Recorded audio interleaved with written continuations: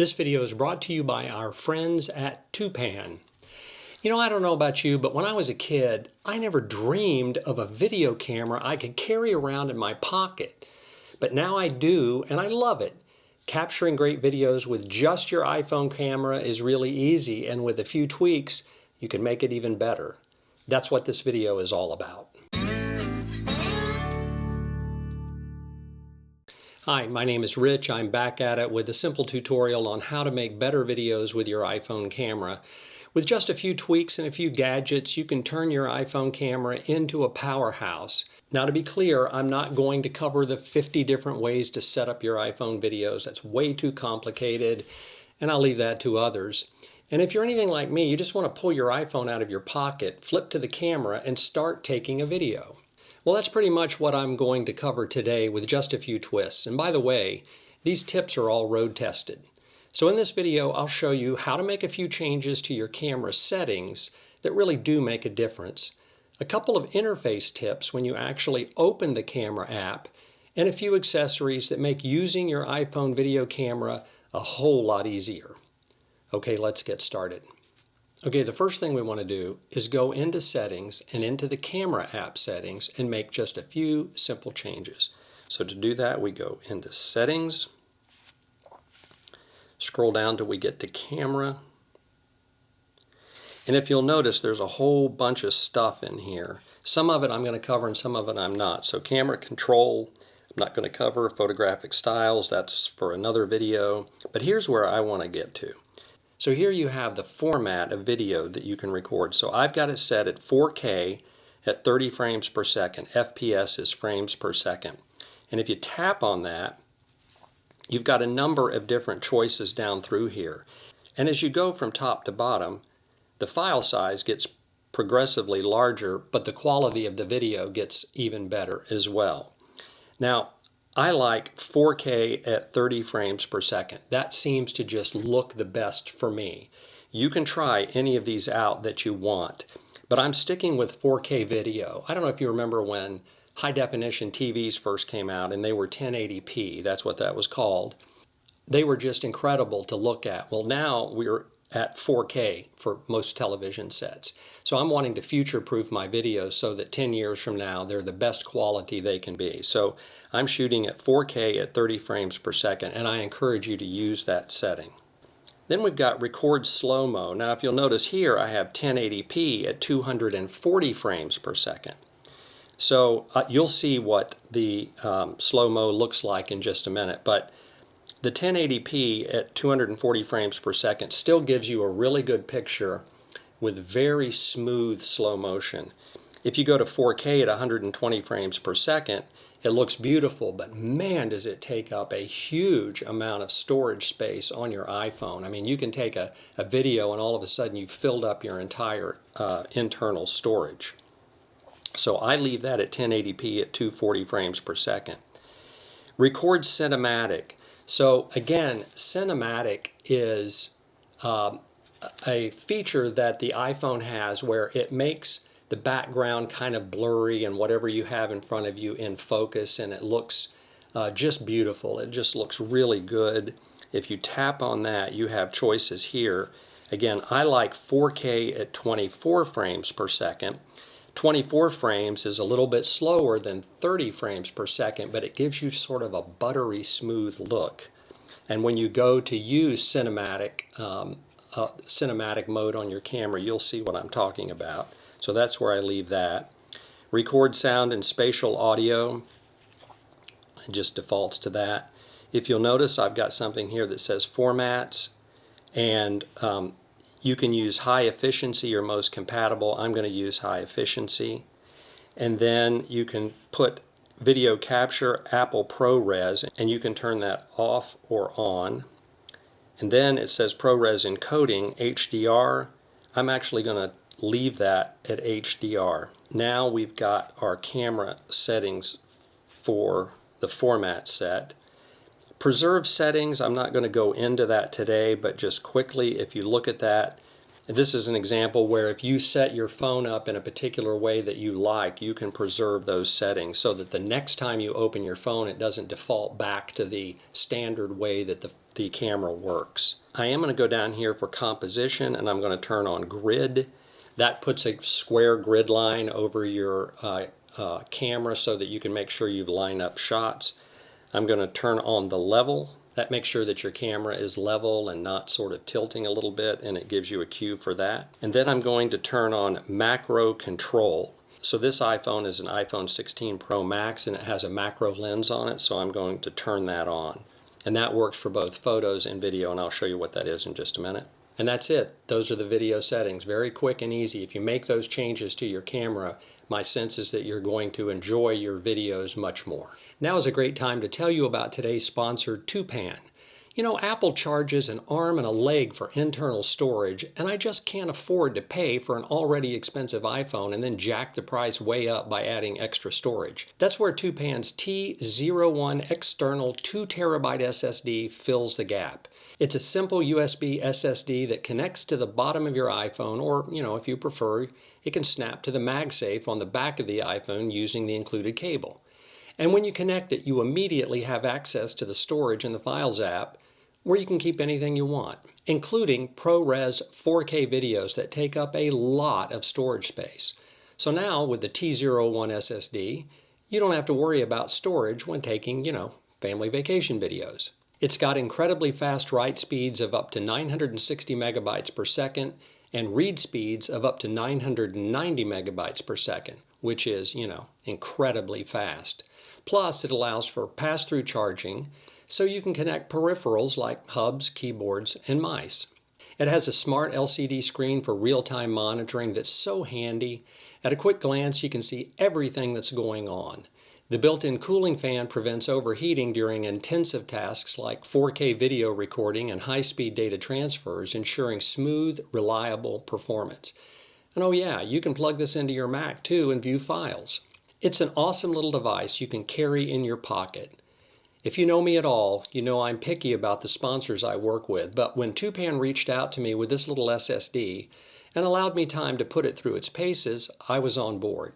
It's the perfect solution to Apple's incredibly expensive internal SSDs.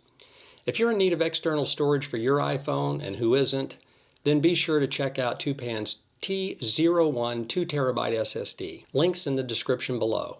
And thanks so much to Twopan for their support of this channel. Now back to the video.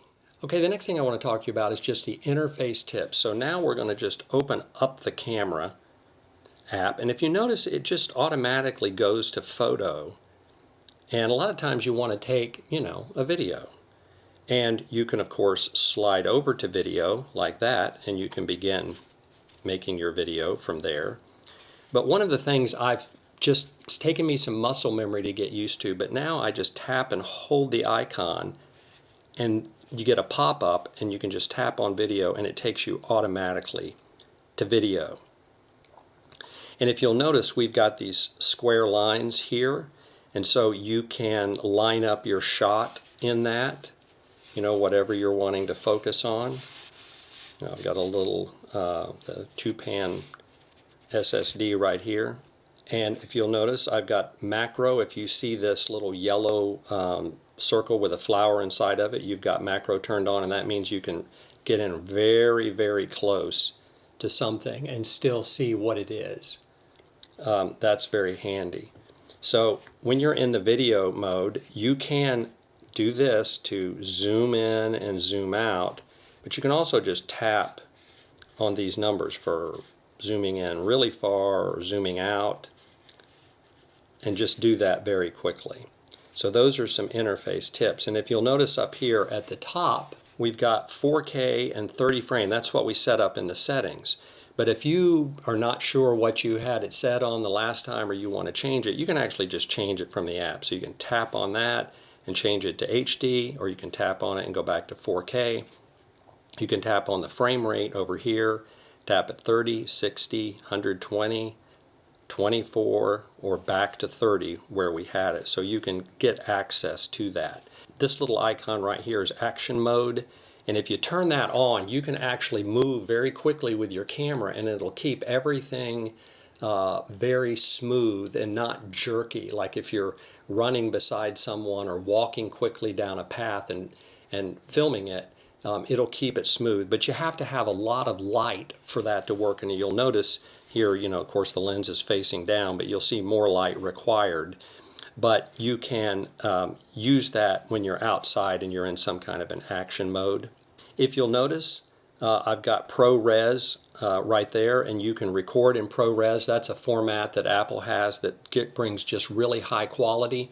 The problem with that, though, is if you record in ProRes, it really eats up storage space quickly. And if you'll notice, I'm going to tap on ProRes, and it'll say maximum recording time is 25 minutes. My entire internal storage would be full after 25 minutes of video, and that's just no good. So I'll turn that back off, and I get a whole bunch more. Now, if you have external storage, like this little Twopan SSD, you can snap that in the bottom like that. And now, when I tap on ProRes right here, you'll see I have 295 minutes of time. And that's because it's going to record the video on the external SSD. And if you're going to record in ProRes, this is such a handy little device to have. Now, if you go into cinematic mode, if you tap over, cinematic mode is just a mode where you get that sort of blurry background and something in the foreground in focus. It almost looks like a film. I mean, that's why it's called cinematic mode. And I try to shoot in cinematic mode a lot. I really like the look of that. But that's a mode. Then you have slow motion, and you know what slow motion is. And you can set the speed of the slow motion, so half, 1, or 5 times. But that is just a killer little feature there. I love recording in slow-mo, particularly my grandson. And then there's time lapse. And so you can set that up as well, where it takes a shot, 1, and then you can double it to 2 or move up to 5 frames every so often, or down to a half a frame. And that determines the speed at which the camera shutter is opening and closing to take a time-lapse photography. But within the interface, you have time-lapse, slow-mo, cinematic, and video. And for purposes of this video, most of the time you can just open it up to video and get going. Again, you can tap and hold, go to video, and you're good to go right there, and you can begin shooting. And I just think that's handy. The last thing I want to talk to you about is just 2 gadgets I have. So I have here a tripod, and I got this off Amazon. I bought this years ago, but I've absolutely loved it. And I've also bought this little handheld device for my iPhone. And this is the thing that I use the most. Now, most of the time, I just have my iPhone in my pocket. I don't carry this kind of stuff around. But sometimes over the holidays, when I'm having family all over and we're having a big meal, and then we've got the Christmas tree or the Thanksgiving table or something like that, or maybe a big birthday, it's really neat to have just this little device here. It opens up like this, and you can put your camera in it. I just pop my camera in it like this, and now I'm good to go, just like that. And I can hold it and move around with it, and it's such an easier way to do than trying to hold your camera like this. This is just a handy thing, and you can get such smooth video when you're using this little feature right there. That is just a neat little device. I'll put a link to something like this in the description below. I bought this years ago. I can't even find the exact same thing on Amazon, but I am going to put a link in the description below for something that looks similar to it. Likewise, sometimes I don't want to have to hold my camera at all, and so I have this little tripod, and I just pop my camera into it like this, and I just set it down, and I hit record, and I walk off, and it just records a family scene, and I can actually finally be in the video. Most of the time I'm the one behind the camera. And it's just these 2 little things that really make such a difference: a handheld device and a little tripod. And if you get something like that, you're really going to up your game with your videos. So these tips are pretty easy to follow and really do make a difference. I love taking family videos, and I found that making these simple changes has made a lot of difference in the quality of my videos. My hope is that it'll work for you too. Okay, that's it for today. Thanks so much for watching, and I'll see you in the next video.